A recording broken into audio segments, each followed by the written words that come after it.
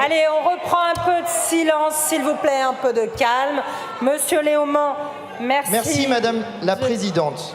Je pense que vous feriez mieux de jouer calme sur ce sujet-là quand le président, qui a été le président avant Madame Braun-Pivet à l'Assemblée nationale, a défendu la colonisation de l'Algérie.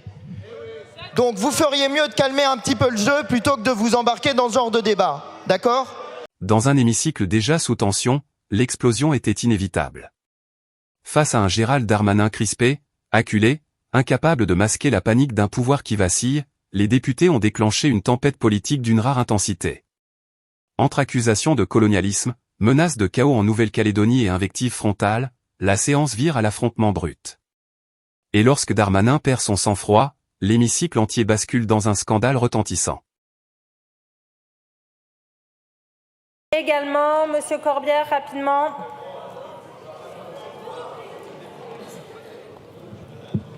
Collègues, nous parlons d'un territoire marqué par des faits politiques. Je pense évidemment, cela a été évoqué, par l'événement à la grotte d'Ouvéa le 5 mai 1988, où un moment de tension politique a entraîné la mort de 21 personnes, dont 2 gendarmes et 19 militants Kanak.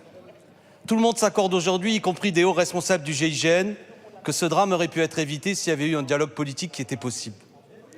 Nous le savons, c'est le cas de notre histoire nationale, mais dans ce territoire particulier, qu'il y a des moments de tension qu'il faut saisir et bien comprendre, et où la politique doit reprendre, et la brutalité peut avoir des conséquences terribles. L'analyse que nous faisons, Monsieur le ministre de l'Intérieur, sur la base des éléments que nous avons, c'est que l'île en est là à l'heure où nous parlons. La situation peut s'enflammer. Si vous voulez faire adopter ce texte rapidement, vous assumerez la responsabilité, Monsieur le ministre de l'Intérieur, si cela se produit, que c'est à cause de cette mauvaise analyse politique. Nous pensons qu'il y a une gravité. Écoutez, c'est bon, j'ai compris, mais je m'exprime. Et je vous dis une chose simple, les yeux dans les yeux. S'il y a des morts demain ou après-demain, vous aurez beau hurler. Monsieur le député. Et nous, comme parlementaires, non, oui, mais... c'est de cela dont on parle.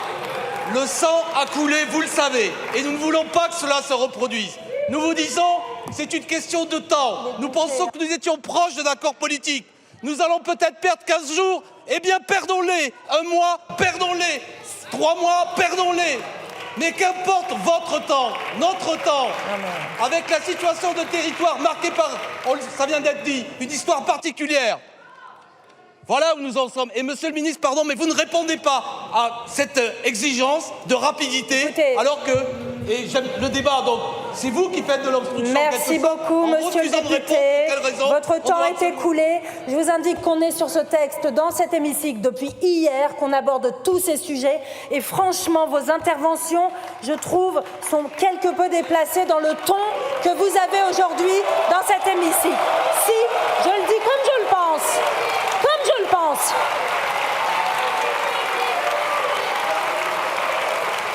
Eh ben,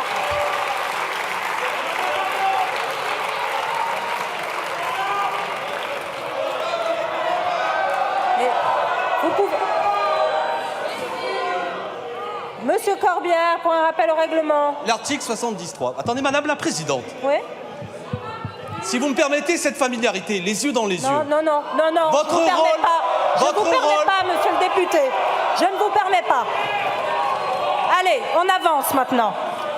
Donc, l'amendement 126, avis défavorable. Je le mets aux voix. Qui est pour? Qui est contre? L'amendement est rejeté. L'amendement 127, Monsieur Léaumont. Merci, Madame la Présidente. Nous avons depuis hier soir des débats qui parfois sont tendus et parfois se sont un peu calmés. J'ai dit tout à l'heure d'où venait, à mon avis, la tension première. Mais à l'heure où nous débattons, il y a une situation d'extrême tension en Nouvelle-Calédonie. Et nous débattons avec le cœur lourd. Tous ici, nous débattons avec le cœur lourd. En tout cas pour ceux qui débattent, car certains ne débattent pas beaucoup, je trouve. Mais nous débattons tous en ayant à la tête ce qui se passe là-bas. Et nous essayons, je crois tous, pour ceux qui débattent, de trouver la meilleure voie pour venir à la paix civile. Monsieur du Rassemblement national, je n'ai pas entendu ce que vous avez dit. Je n'ai pas entendu ce que... S'il vous plaît, s'il vous plaît, s'il vous plaît. S'il vous plaît. Je n'ai pas entendu ce que vous avez dit. Allez, on reprend un peu de silence, s'il vous plaît, un peu de calme. Monsieur Léaumont, merci. Merci, Madame la Présidente. Je pense que vous feriez mieux de jouer calme sur ce sujet-là quand le président, qui a été le président avant Madame Braun-Pivet à l'Assemblée nationale, a défendu la colonisation de l'Algérie. Donc vous feriez mieux de calmer un petit peu le jeu plutôt que de vous embarquer dans ce genre de débat. D'accord ? Ici, on est en train de parler de principes. Et on est en train de parler de principes qui parlent non seulement pour la Nouvelle-Calédonie, mais aussi pour d'autres territoires actuels de la République française et pour des histoires coloniales passées de la République française. Quand, dans la salle qui jouxte notre hémicycle, il y a encore à l'heure actuelle une représentation de la colonisation de l'Algérie, je crois que nous devrions tous réfléchir lorsque nous évoquons le sujet de la colonisation. J'essaye de calmer le jeu, Madame la Présidente, moi aussi. J'essaye de calmer le jeu, Madame la Présidente, moi aussi. Mais sur ces principes-là, nous essayons de donner des arguments. Quand la situation est tendue comme celle-là, les symboles sont capitaux. Et la manière dont se comporte notre Assemblée nationale aussi est entendue. En ce moment, en Calédonie. Monsieur le député. Je vous remercie. Monsieur le rapporteur, quel est votre avis sur cet amendement ?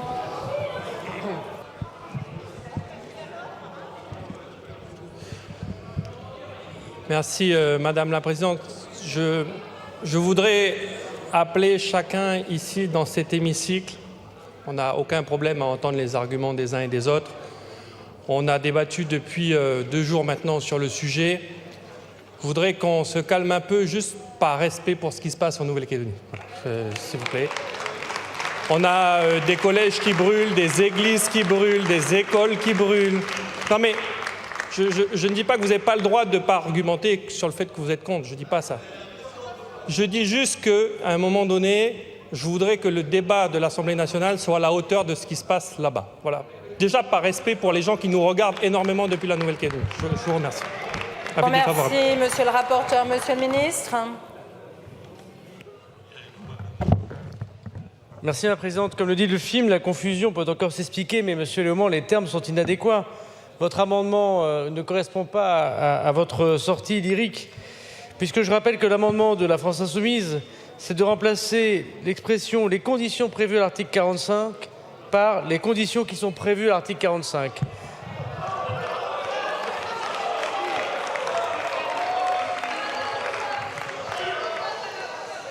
Je crois qu'on a le droit de beaucoup de choses quand on parle de Nouvelle-Calédonie, mais pas un manque de sérieux. Merci. Défavorable. Merci beaucoup, monsieur le ministre. Madame... Alors, monsieur Nilor. Monsieur le ministre, un petit peu de respect. Je le dis très calmement. Un petit peu de respect pour nous, parlementaires, pour le travail que nous effectuons tous dans une certaine animosité. Mais vous ne pouvez pas, vous n'êtes pas allé aussi loin déjà dans la pensée unique que vous êtes en train de mettre en place dans la France entière pour nous empêcher de nous exprimer comme nous l'entendons ici. Vous voulez quoi en Nouvelle-Calédonie? Vous voulez la paix ou vous voulez la guerre? Et si je pose la question, c'est parce que la question se pose.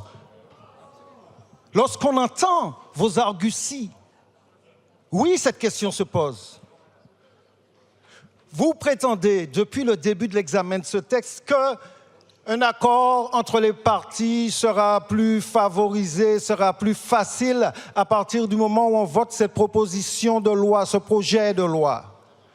Mais c'est l'inverse. Et vous démontrez, ce faisant, une certaine méconnaissance de la mentalité kanaka. Vous démontrez que finalement, vous ne connaissez pas vos concitoyens. Ce n'est pas le couteau sous la gorge que les Kanaks vont accepter quoi que ce soit. Et si jamais au lendemain de ce vote-là que nous nous apprêtons à faire. Et si jamais les choses explosent, si jamais la mèche que vous allumez explose, est-ce que vous allez continuer à dire que le vote de ce projet de loi est un vote d'apaisement? Quand allez-vous enfin reconnaître vos erreurs? Vous êtes arc-boutés dans votre posture coloniale. C'est pas comme ça. Ceux qui vous ont précédés, les précédents gouvernements ont choisi la voie de l'intelligence. Et vous êtes en train de revenir en arrière en permanence, aller à l'extrême droite pour aller... Je vous remercie, Monsieur le ministre.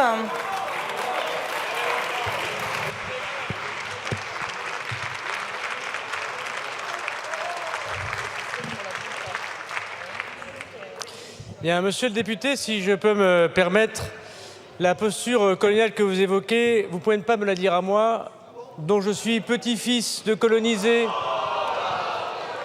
Et vous n'avez pas à distribuer les bons et les mauvais points entre ceux qui seraient dominateurs et ceux qui sont dominés. Et vous n'avez pas, me semble-t-il, à considérer qu'il y a celui qui méprise la représentation parlementaire et qui sera un ministre lointain. Je suis député comme vous, élu par une partie de la souveraineté populaire et nationale, et je n'ai aucune leçon de démocratie ni d'histoire coloniale à recevoir, monsieur le député.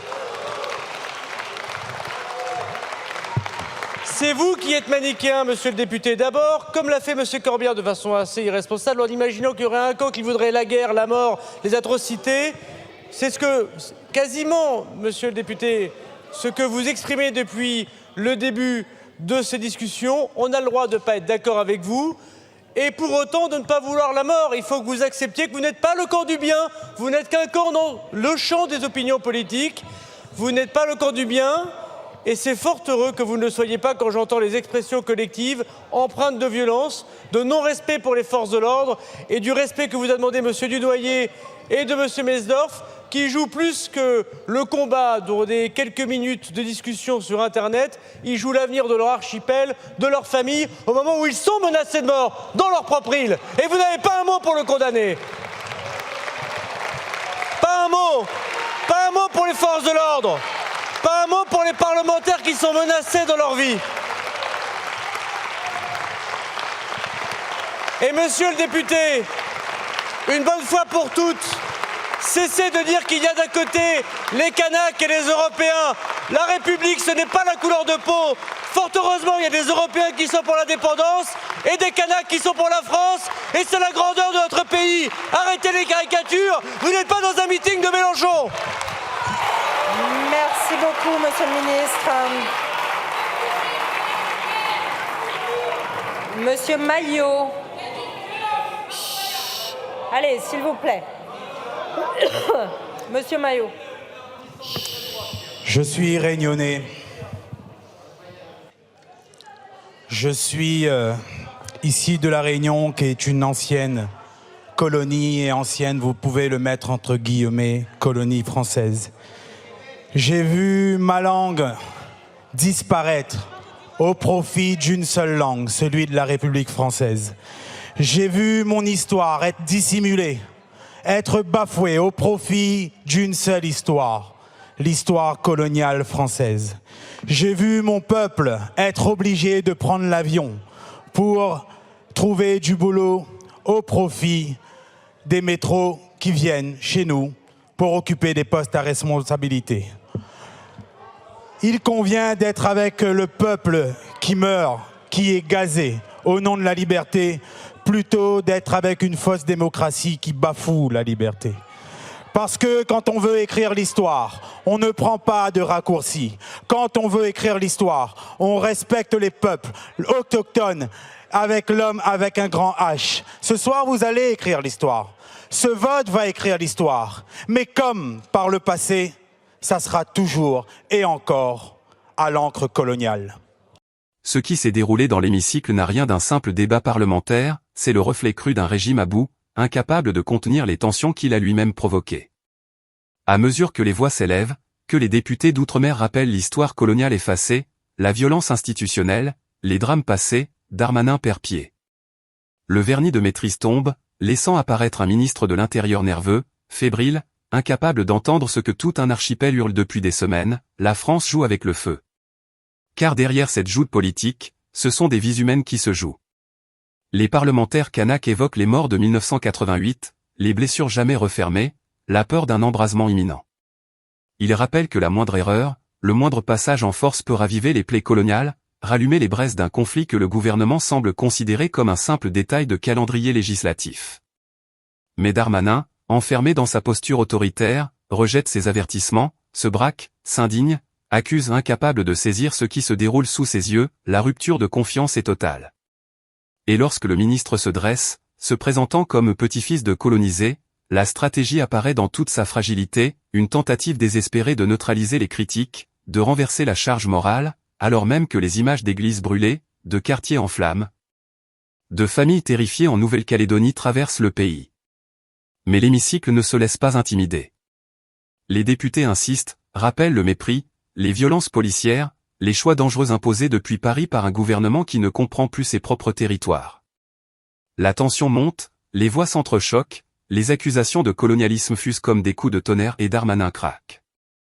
Ce moment marque un basculement, la Macronie n'est plus en position d'autorité, mais de réaction, encerclée, acculée, déstabilisée par sa propre incapacité à dialoguer, à écouter, à respecter.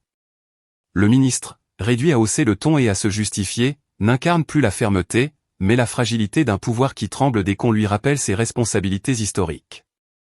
Dans cet hémicycle devenu volcan, une vérité s'impose, ce vote, ce texte, cette obstination du gouvernement ne sont pas des actes neutres. Ils risquent d'enflammer un territoire déjà meurtri, de replonger la France dans un cycle de violence qu'elle prétend combattre. Et les députés l'ont dit avec une gravité glaçante, si la situation dégénère, si le sang coule à nouveau, il faudra regarder du côté du ministère de l'Intérieur, du côté de ceux qui auront choisi l'imposition plutôt que la compréhension, la force plutôt que la raison. C'est cela, le scandale de cette séance, non seulement le gouvernement refuse d'entendre les alertes, mais il perd son sang-froid, insulte, dénigre, minimise comme si l'histoire elle-même n'avait plus de poids, comme si l'on pouvait effacer un siècle de blessures d'un revers de main. Dans les dernières interventions, la voix de la Réunion achève de révéler ce que Paris refuse de voir, la mémoire coloniale n'a jamais été réglée. Elle saigne encore. Elle brûle encore. Et ce vote, présenté comme technique, administratif, nécessaire, risque de la raviver d'une manière irréversible. Ce soir-là, l'Assemblée n'a pas seulement connu un pétage de plomb. Elle a révélé un gouffre politique, moral et historique entre un gouvernement déconnecté et des territoires qui ne supportent plus d'être ignorés. Le pouvoir macroniste croyait affirmer son autorité, il n'a fait que dévoiler sa faiblesse.